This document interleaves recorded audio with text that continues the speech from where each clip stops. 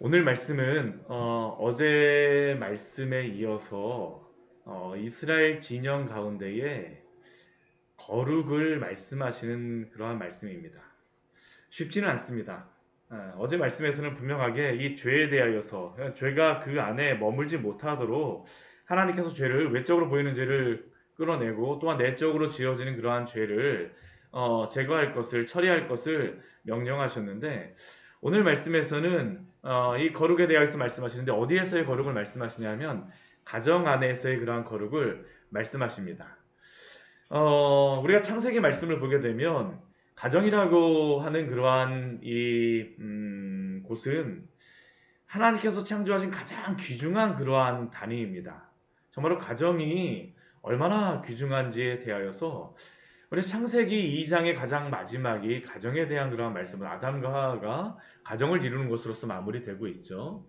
창조의 마지막을 가정으로 다 완성하신다라는 겁니다. 사단이 가장 먼저 공격하는 그러한 곳이 어디일까요? 가정입니다, 가정. 그리고 또한 교회를 공격하게 되겠죠. 이 가정이 무너지게 되면 결국에는 교회에도 바로 영향을 미치게 되고 성도의 그러한 신앙에 대하여서 바로 영향을 미치는 그러한 장소가 바로 가정입니다. 이것은 뭐 온 가족이 믿던 안 믿던지 간에 가정에서 뭐 문제가 발생하게 되면 굉장히 어려워지게 되죠. 이건 뭐 모든 사람이 가정에 속하여서 결혼한 사람은 누구나 다 알 것입니다. 가정이 어려워지게 되면 아무것도 진짜 할 수 있는 일이 없습니다. 이스라엘 백성들이 가정이 무너진 가운데에 광야의 길을 출발할 수 있느냐? 쉽지 않습니다. 그런데 오늘 말씀을 보게 되면 이 말씀을 보면 오늘날 이 시대의 그러한 눈으로 보기에는 참 쉽지 않은 그러한 말씀입니다. 이 여성의 그러한 그 권위라든가 뭐 여성의 그러한 요즘의 그런 권익이라든가 그러한 부분으로 보게 되면 야, 이 말씀이 도대체 무슨 말씀인가라고 우리에게 생각이 되어질 수 있지만 그러나 분명한 것은 한 가지 하나님께서 이것을 통해서 말씀하시는 것이 무엇이냐면 가정 안에서의 거룩이 무너지면 안 된다라는 것을 분명히 말씀하십니다.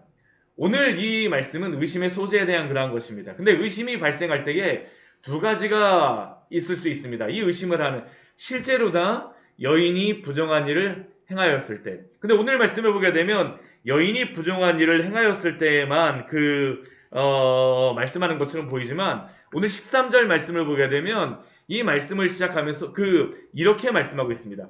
한 남자가 그 여자와 동침하였거나 이 남자의 죄에 대하여서 말하지 않는 것이 아닙니다.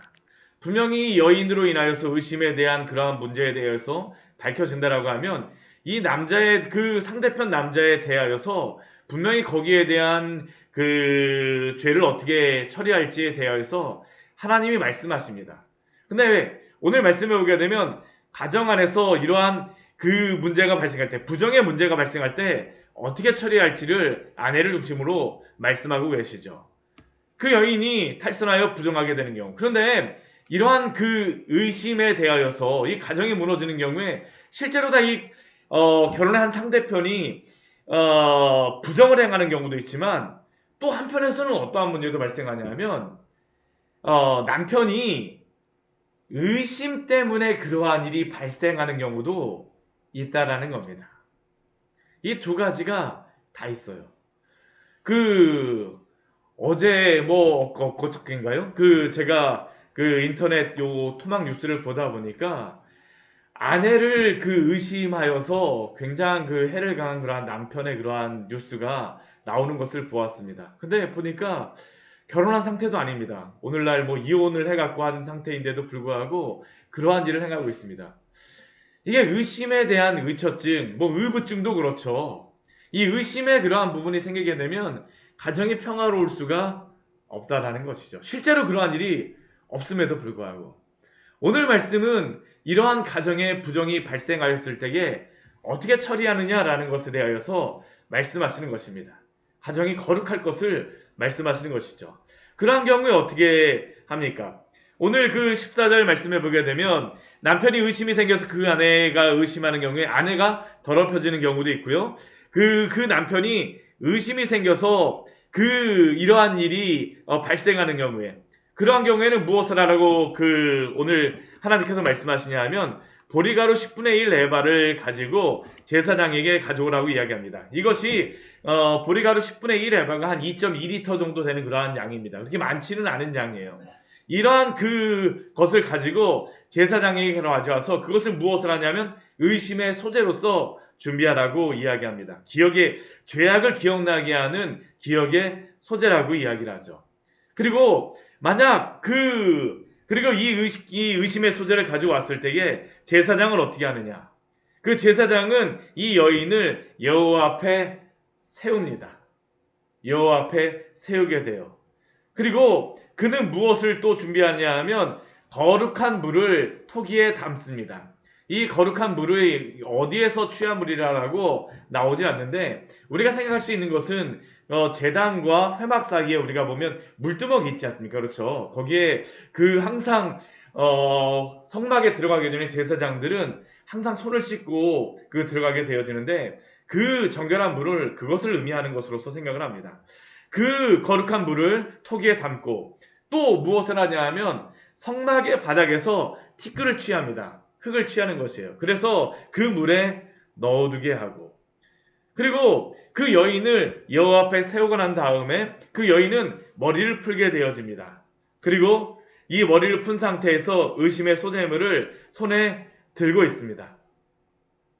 그때 제사장은 무엇을 하냐면 그 쓴물을 자기 손에 가지고서 그 여인에게 맹세하게 합니다. 무엇이라고 맹세하냐면 우리 19절에서부터 그 뒤에 말씀해 보게 되면 그 맹세하는 그러한 내용이 나오는데 만약 너가 남편을 두고 부정한 일을 행하였다면 이 저주가 둥침한 일이 없다라 그러면 더럽힌 일이 없다라면 저주가 되게 하는 이 쓴물이 아무런 문제가 없을 것이지만 만약 동침하였다라고 하게 되면 부정한 일을 행하였다라고 하게 되면 이 여인에게 저주의 맹세를 하게 하고 이 저주의 맹세가 어떠한 거냐면 그 여인의 넓적다리가 마르고 배가 부풀어서 저주거리가 되게 할 것이다라고 이야기합니다.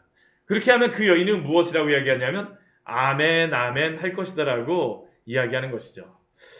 이것은 무엇을 말하는 거냐면 이 여인으로 하여금 사실 이것을 제사장 앞에서 하나님의 이 성막 앞에서 맹세하게 한다. 그러면 어떻겠습니까? 웬만한 사람은 이거를 견딜 수가 없다라는 겁니다. 더군다나 지금 이 광야의 성막은 어떠한 장소입니까? 하나님의 임재가 있는 곳이죠. 하나님의 임재가 있는 곳에서 이 여인으로 하여금 이 앞에서 그 진실된지 안 그런지를 직접 하나님 앞에서 확인하게 하는 것입니다.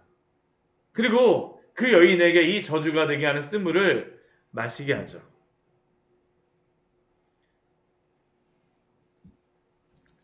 그리고 이 제사장은 이 소재물을 취하여서 제단에 불을 사르고 이것을 끝내게 됩니다. 그런데 만약 이 여인이 실제로다 부정한 일을 행하게 되면 이러한 맹세한 일이 실제로 일어날 것이라고 이야기를 하고 만약 더럽힌 일이 없다라고 하게 되면 28절 말씀 보게 되면 어떠한 일이 벌어질 것이라고 이야기를 합니까? 우리 28절 말씀 같이 한번 읽어볼까요? 그러나 여인이 더럽힌 일이 없고 정결하면 해를 받지 않고 임신하리라. 해를 받지 않고 오히려 임신할 것이다라고 이 제사장이 선언하는 것입니다. 왜 하나님께서 이 말씀을 주셨을까요? 아까도 말씀드렸지만 가정의 정결을 위하여서입니다. 가정의 정결을 위하여서. 그리고 그 남편과 그 여인으로 하여금 하나님이 임재하신 이 진영에서 이러한 부정한 일이 일어나지 않도록 하기 위하여서 이 일을 행하는 것입니다. 근데 제가 이것을 지금 설명을 드렸지만 실제로 다 이 일이 일어난다라고 한번 해보십시오. 이 일이 진짜로 다 있어진다라고 해보십시오. 만약 이러한 것이 벌어졌다라고 한번 생각을 해보십시오. 이게 웬만한 양심을 가진 사람들이 이러한 악한 일을 할 수 없다라는 것을 우리는 알게 되어집니다. 함부로 이러한 부정을 행할 수도 없어요. 또 무엇도 여기에 그 중요하게 말씀하시는 거냐 하면 남편이 아내에 대하여서 의심하는 일을 또한 함부로 하지 말라라는 것을 이것에서 말씀하시는 것입니다. 이 시대에 우리가 반드시 기억해야 될 것이 있습니다. 우리가 예수님께도 와갖고 그 질문하였던 그러한 질문이 있습니다. 우리 마태복음 19장 말씀에 보게 되면 사람들이 와서 와서 이야기하죠. 아내가 하게 되면 이혼 증서를 써서 그냥 내보내는 것이 옳습니까? 라고 했을 때 예수님이 그것을 함부로 허락하지 않습니다. 음행한 연구에 그러한 일을 행하면 안 된다. 예전에 모세가 이러한 일을 행하게 하였는데요. 그것은 말씀을 한번 찾아볼까요? 우리 마태복음 우리 19장의 말씀입니다. 마태복음 19장.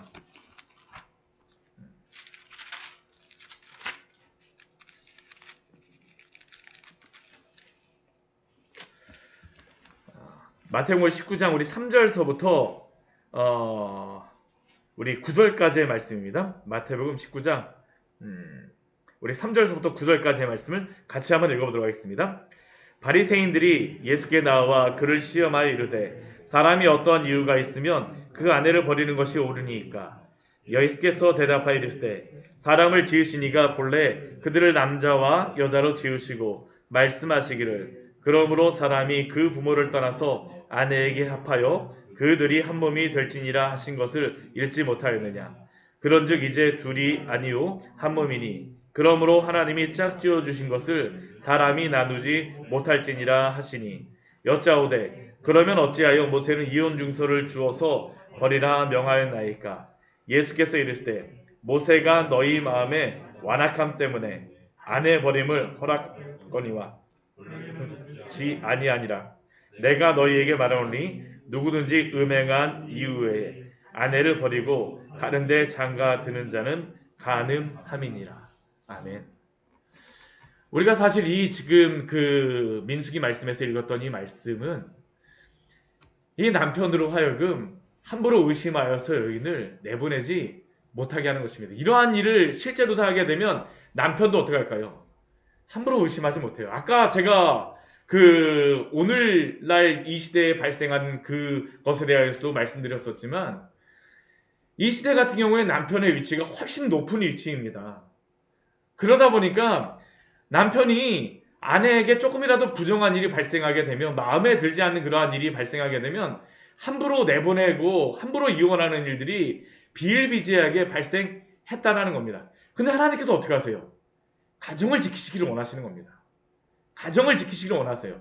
함부로 남편으로 하여금 아내를 의심하거나 그러한 것들을 하지 못하게 하시는 것입니다. 이러한 일들을 통하여서 남편에게 이러한 일이 굉장히 번거롭잖아요. 그렇죠? 굉장히 쉽지 않지 않습니까?